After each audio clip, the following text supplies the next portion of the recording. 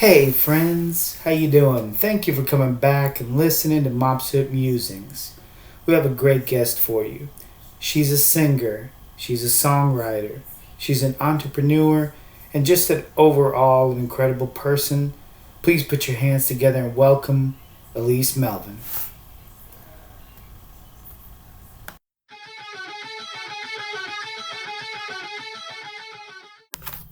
Hey Elise, how's it going? Going pretty good. How have you been today? So far so good. Good. So you did a little show today. How was that? Yeah, so I sang over at Puckett's Grocery downtown on 5th and Church. If you haven't been, you should go. It's really good. Soul food. But I got to be their featured artist today. I got to sing from 5:15 to 6 o'clock, so about a 45-minute set. And it was so nice. Everyone was so attentive and just listened, and the place was full. People just grabbing dinner. So it was a great show. Awesome. You just recently went to Las Vegas, right? So how was that? Was that for music or was that just for fun? So I got my mom Christmas tickets to see Celine Dion in Vegas. I'm a huge Celine Dion fan. Yeah, oh my gosh, she's my idol. She's wow. I just idolize her so much. She has such a great voice. But we went there just for a little mini girls trip, really quick show. And it was just you and your mom? Yeah, just me and my mom. Awesome. But it was so much fun. We had the best time. I cried. Before the show or after? All through it. Just ball of tears. Yeah. Awesome. Your mom liked it a lot? Oh, yeah. She loved it. We had really good seats. We were 10 rows back from the stage, so we got to just see her really well and interact with her. And she's an amazing performer and entertainer and singer. Cool. So. Did you get to do anything else while you're out there? Yeah. So we also went to... I don't know if you know what Circus Olay is. Yeah, I've heard of it. Yeah. So it's just acrobats and dancers, and they put a show together, and we went to a Michael Jackson themed one. So it was just Michael Jackson's, all of his songs and all of his hits. Yeah, that's great. They had costumes and, the sparkly glove and the shoes and socks. It was really fun. It was Very awesome. cool. So so how did you kind of get into music? Did your mom have a big part in that, or how did it start? Yeah, so I just grew up singing music and loving music my entire life. My mom, she sang and taught church choir, so I guess I get my voice from my mom. My dad, bless his heart, can't carry a tune. I'm kidding, he's not that bad. But yeah, definitely got my singing voice from my mom, and I don't know, music has always been a huge part of my family. Grew up on Celine Dion and Michael Jackson. Okay. Grew up on a lot of Christian music. Michael W. Smith, Andy Grant, stuff like that. So it's always just been a part of my life. So is that kind of the kind of music that you sing, or is it more country based? How is that? You do live in Nashville, so. Yeah, I can sing pretty much any genre if asked, but I love pop country. So that's my goal. Well, you're in the right place for that, from Nashville. That's so, what they tell me. Are you originally from here? So I was born and raised in Memphis, so not far from Nashville, about 3-hour drive. So really convenient. I still go back and see my family, try at least once a month. It's nice. I do some gigs out in Memphis still, so it's nice to be able to make a little extra money and visit my family on top of that. But I was born and raised in Memphis my entire life, went to school there, went to college there, got my degree, saved up for a year, and then when I was 24, I was like, it's time to go to Nashville. And then you just wanted to do music from then on? Yeah. So how do you get into a business like that? So you're singing. Obviously you have a talent, you have a voice. Otherwise, you wouldn't try to get into it. And then how does that? What's the first step that you take to try to get a break into it? Yeah, I will say. So when I first came to Nashville, I came here as a singer, and I didn't really realize what it took to be an artist and get discovered and things like that. So had no idea you had to write your own music. Anything of that nature. So it took me a couple years to kind of get my footing and realize what it took. And ever since then, I've just been studying, listening to podcasts, reading articles and books and things of that nature, trying to learn the music industry just the best I possibly could. It's a really hard industry. It's tough. But I guess I would say probably where to start, get some music out. I have it on all streaming platforms. I released an EP at the end of January this year, January 25th. Cool. So just getting streams on Spotify, YouTube, iTunes, so people can purchase it and buy it. Artists get a little bit of that, and if you're a songwriter on it, then you get even more. So I'm happy to say I wrote both my songs. So Awesome. So initially you weren't writing your music, but Right. then you realized like that's kind of like the best way to go. Yeah. So how was starting writing? Is that kind of tough? I mean, Yeah, I don't play an instrument, so that's really hard. Not playing an instrument. So if I'm being honest, I hated writing at first, just because I wasn't good at it. You know, you never like doing things you're not good at. Sure. But I just was able to find some awesome guitar players who wrote as well, and so we just worked together. One of the main writers I worked with, his name is Mason Thornley. He's very, very talented. He's currently signed with Deluge Publishing. So he's super talented. He wrote Good Enough, which is on my EP with me. And I just love that song. It's just a very sad ballad. I like singing sad songs. Yeah, I was able to catch some of your music a little earlier, and it's really you're really good. You're really talented. So are these people like constantly moving like with you as you go to different shows, or is this just somebody that you kind of mash up with occasionally? Yeah. So what I love about songwriting is it opens so many doors. So I have met so many friends. I love working with talented songwriters that, you feel like you mesh well with. But it's also nice to like go out and meet somebody and then say, hey, I'm a songwriter too. We should, try to write. And so it's like, yeah, absolutely. Let's set up a time. Usually, it's either dinner or lunch, and then have a drink or two, kind of loosen up, get to know each other. And then you go and have like a 2-3 hour, 4-hour writing session. So it's just fun. You get to meet new people all the time. So I try to write with people that I mesh with more because, I'm more productive that way. But I always love just meeting new people as well and new songwriters. It's so much fun. How are your parents taking to you, like kind of moving? So did your mom, how far did she get into her singing? Was it just more local or not? Okay. Yeah, it was just choir stuff, yeah. So what did they think as far as like getting into the industry of music? Are they excited about it? Are they concerned? Yeah. My parents have always been so supportive. My mom is very concerned about the industry just because, there's alcohol, drugs, bad people, bad things can happen. But I feel like in the country industry, it's a lot more clean and, not as much as of that stuff, but they've always been so supportive. They've known that I've loved to sing ever since I was little.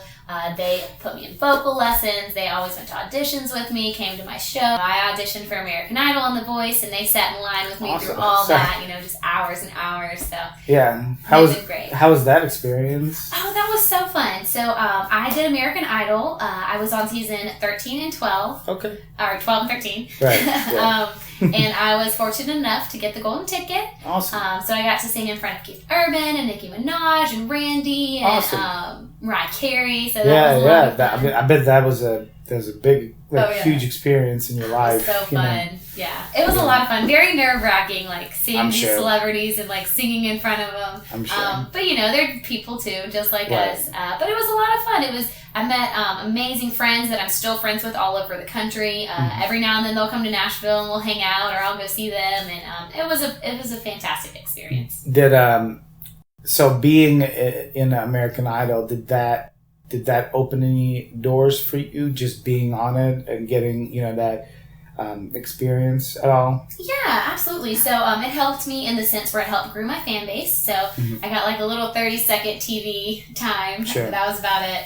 But it was really cool. So I got to grow my fan base off of that. I think the night it aired, I ended up getting like 2,000 followers just randomly that night. So that was cool. Right. So that was fun. And then just being able to say, having your name attached to American Idol, a lot of people think that's awesome and very impressive. Sure. So just from saying that, I was able to get multiple gigs and sing the national anthem at baseball games. I was able to perform. I was the halftime entertainment at the NBA Grizzlies at the FedEx Forum in Memphis. Wow. So that was a lot of fun. So just through, those awesome experiences. Right, just being there kind of helped propel you forward. That's amazing that like in the past, you didn't, social media is so big now do you primarily find that that's how you like advertise the majority of the time? Yeah. Absolutely. So that is one of the main things that I'm learning in the music business in the industry is just, we have this huge platform to promote to people and just say, hey, like, this is my music, please go listen, or just interact with people and be friendly and get to know them. that's what I love about music. Meeting new people and meeting new fans and getting to learn about them. And then a lot of them are coming to my shows and we're just building these friendships. And it's just really cool to see that develop. And I just love meeting new people and interacting with new people. So It's just a lot of fun. Awesome. So like do you have anything coming out like in the near future? Like I had an EP at the beginning of this year in January come out. It's a 2-song EP called Elise. So I'm still, my name. Yeah. And I'm hoping to come out with a single in the fall. So either August or September is when I'm going to release that. And then I also am going to do a Christmas song. Awesome. So, put out 4 songs this year. So. Sure. Is it so? How do you progress from like something like that to an album? Like when does an artist decide to put out a full album? Yeah. So there's lots of different viewpoints on that. Me personally, I thought about putting out like a 3-4 song EP, but people's attention spans nowadays, you got like 30 seconds to get someone's attention, and you're lucky if they listen to a complete song of yours, and then you're really lucky if they listen to another one. Right. So, in my personal opinion, if you're on a label and you're a signed artist and you have a really big following, it's perfect to put out a 12-song album. Because you're touring and you're trying to bring people in, and all these people they're going to listen to that album for a year and a half until you put out your next one, and you have a record company backing you and putting money in to promote that. But for a smaller artist like me, personally, I feel like smaller EPs and singles are the way to go. Just financially, it's easier for us. Because it takes money. Right, absolutely. Of course it does. Yeah, absolutely. And then you got to use money to promote it as well. So it's just, I found it's better to, put out fewer songs at a time, because it gives people, something to look forward to. If you put out a song or 2 songs every quarter, then it's like, oh yeah, like she's going to come out every 3 months with 2 songs. So it just kind of builds in like an expectation that you might not be able to fulfill. Yeah, exactly. So it's interesting that you mentioned that. I was thinking when you said that about attention spans. I mean, I'm even the same way. If I listen to a song within 30 seconds, I already know if I'm going to listen to the rest of the song or the rest of the album. So. Exactly. Yeah, so you were mentioning that your parents might have, or your mom might have been concerned about the industry. Have you ever ran into any issues being in the industry? Being a woman, I hate to say this, but men can be aggressive sometimes. So if I'm being honest, I've always had a couple issues, but, just like men hitting on you and things like that, or saying, hey, I'll help you out if you do this, that kind of thing. So, and it can be very sad and disappointing. You think someone's genuinely wanting to help you and they really want something else. So it can be upsetting, but I've dealt with it quite a bit in my life. Yeah. Kept going. Yeah, keep going. You overcome it and you cut that person off. Like, hey, that's not going to happen. Like, if you want to help me, be a part of my team, that's awesome. If not, that's cool too. We're just going to move on. Right. So. Right. How is being part of a label? Do you, I know you're not, when would a label approach you? How does that work? Do you? Yeah. So the way that works, to my understanding, I'm not an expert by any means, but just from all the research I've read and worked on and all that, labels want an artist who has a very big fan base and who's able to sell merch and able to stream songs. So that's been my main focus, is just building my fan base, trying to come out with good music that I think the fans would like, trying to promote it as much as possible, get it heard as much as possible, to design some merch and hopefully sell that at shows. But if you're doing all that by yourself and you're making a lot of money and you're getting noticed, then the label's going to come find you and say, hey, she can make money for us, and we can promote her and put her on bigger stages to help her make more money to make money for us. So is that the goal? Do you would you want to be part of a label? I would love that. Hopefully I would, the goal is to be an independent artist who doesn't need a label and make all the money yourself. But, I would love to be signed to a label. I would be honored. If it's the right fit and it's a good contract and I feel like, good solid people are working for me and are going to back me the way I feel need to be backed, then I would absolutely love that. So that's kind of the interesting thing that I hear about labels, is that, when they catch you early, it might not give you the best contract. Yeah. And it really, I learned as well, everybody here in Nashville seems to think it's like a competition.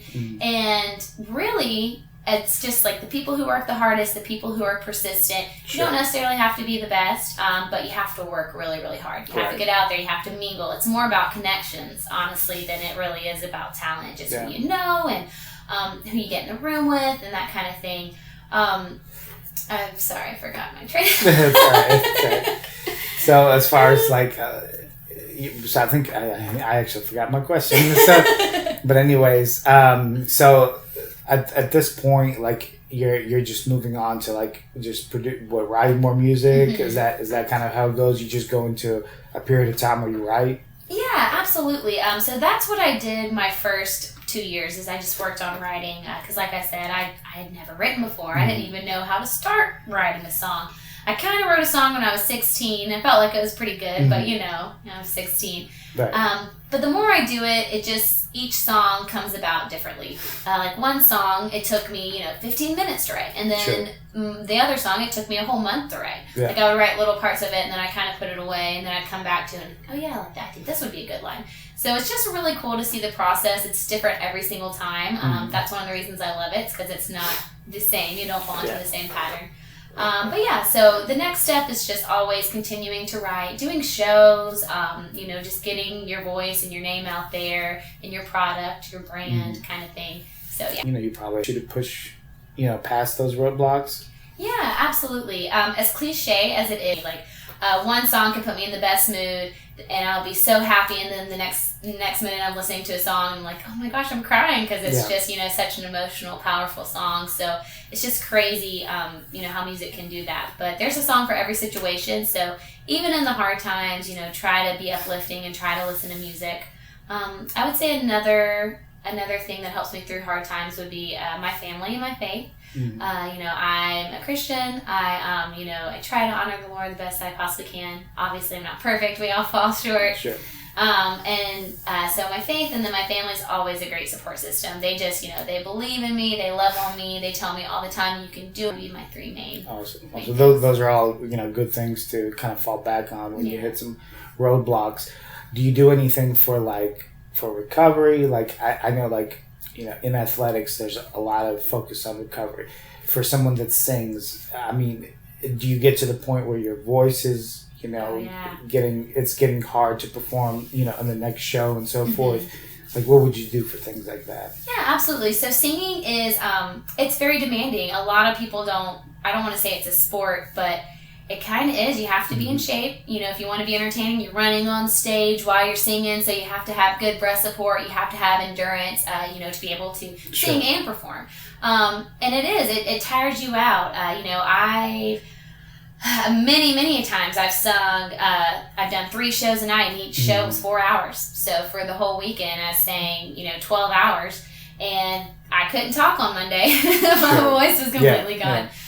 So I guess for recovery for artists, just the best thing is not talking, honestly, just completely going on a vocal rest, not speaking for a day or two if you're able to do that, which I've done that. I think the longest I didn't speak was 2 weeks, and I just wrote on a notepad. 2 weeks? Without speaking to anyone? Without speaking at all. What brought that on?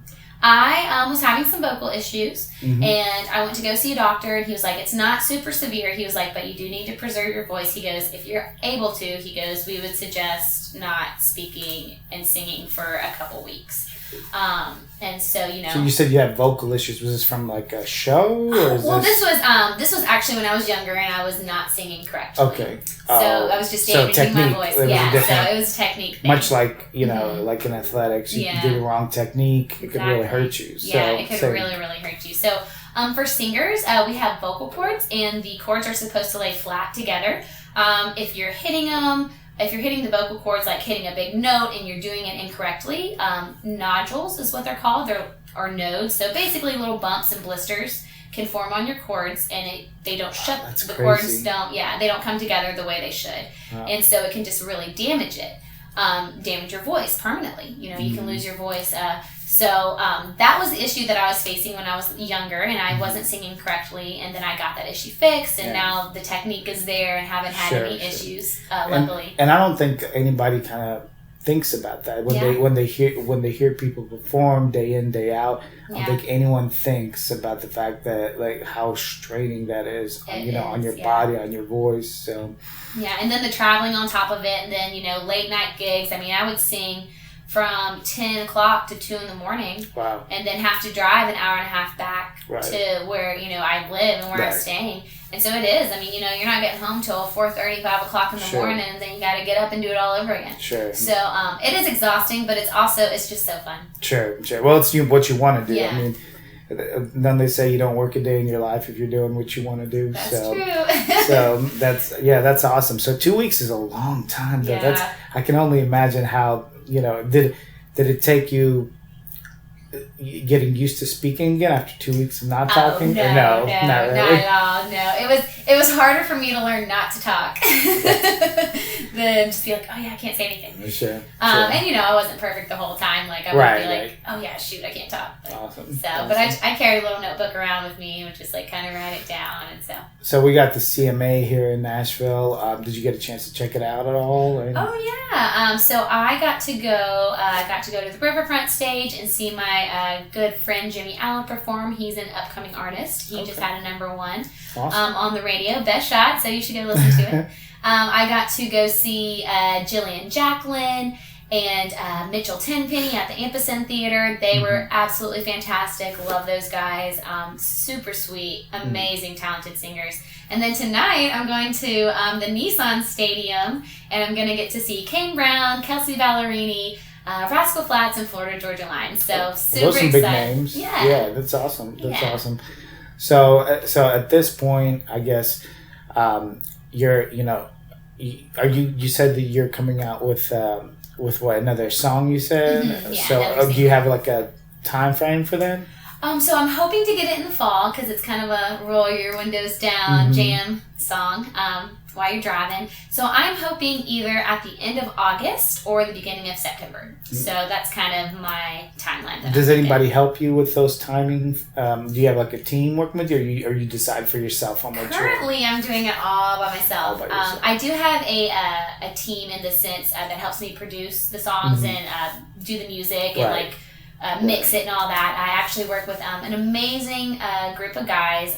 They have a company they just started called Lane and Levine. So it is Jason Lane and Jesse Levine. They're both extremely talented songwriters and producers.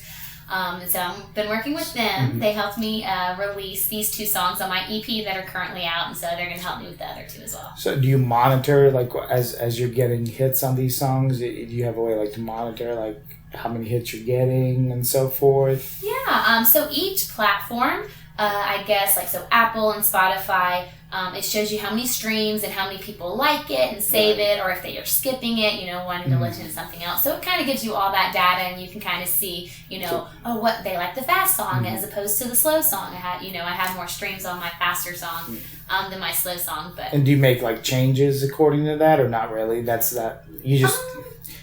It just depends. Okay. I just kind of started, so I'm still kind of learning my flow and who my fans are, and what fan base I'm trying to release out to. Sure. I really, this is the first time I've ever released music into the world. I imagine you would have like a niche, a group of a group of strong followers, and then you'll have some like outliers. So that's what I would think would be occurring. So like if someone wanted to get in touch with you, and like if they wanted to listen to your music, how would they find it? Yeah, so all of my social media platforms are I Am Elise Music. So you can find me on Instagram, Twitter, YouTube, Spotify, all of that, Facebook at I Am Elise Music. And I also have a website, IamElisemusic.com. You make it very simple. That's good though. Yeah. So, the simpler it is, the easier. Yeah. People don't like complicated. Yeah, they don't. But if you go to my website at IamElisemusic.com, you can stream it. You can purchase it. It shows all the platforms. It's on, like I said, iTunes, Spotify, SoundCloud, Napster, Google, Amazon, all of those. Sure. Yeah, you're able to purchase it. Sure. And do you have a lot of like traffic coming in of social media wise through like your Facebook? Is that the majority of the? I am most active on Instagram, so if you really want to get in touch with me, I am always on Instagram. Gotcha. And then Facebook, I try to. I'm getting better at it. It's hard. It's hard because I have a life outside of social media, but I'm the only one that's doing it, so I have to do it.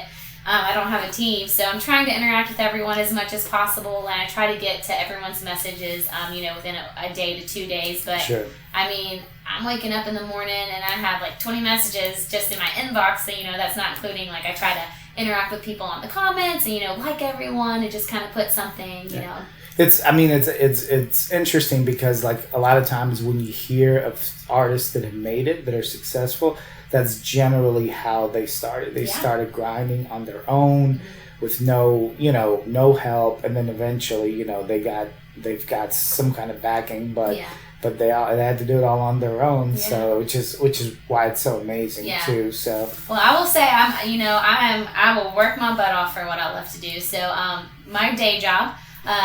Getting up at 4:30 and working from 5 to 1:30, or 4:30 a.m. You guys I have to be at work at 5. It's terrible, but I work from 5 a.m. to 1:30 p.m. and then after that, I could go home and be lazy and not do anything, and I would have every right to. That would be easy. Yeah, it would be so easy, but I don't do that. I try to set up a ride or a rehearsal or have a show, or I'm going out to shows to meet and mingle with people in the industry. Yeah. So it's just always a constant hustle and grind. Yeah. Is there anybody that you like now? Like any artist that you listen to now? You yourself? Oh gosh, so many. Give us like a couple. Top few. Yeah. Okay. So just in country or just in general, or in general, your favorites. My absolute 2 favorite artists aren't even country. My biggest inspiration, like I said, I went and saw Celine Dion in Vegas, so she is my biggest inspiration. If ever I'm feeling down or in the dumps, I listen to some of her music. And then I'm a huge Michael Jackson fan. Yeah. I grew up listening to him. I just think he is an incredible musician, performer, singer. So those are my 2 biggest inspirations. But I would say probably my favorite country artists are Shania Twain. Love her. Yeah. Carrie Underwood's great. I love Rascal Flatts, Brad Paisley, Blake Shelton, all the good ones. Sure. Michael Jackson is interesting because that's what a life that he essentially didn't have a childhood at all, just constantly working from and who's to say is that good and bad, but that's if you want to talk about hard work, I mean that individual has put in a lot of hard work from very early on. Absolutely.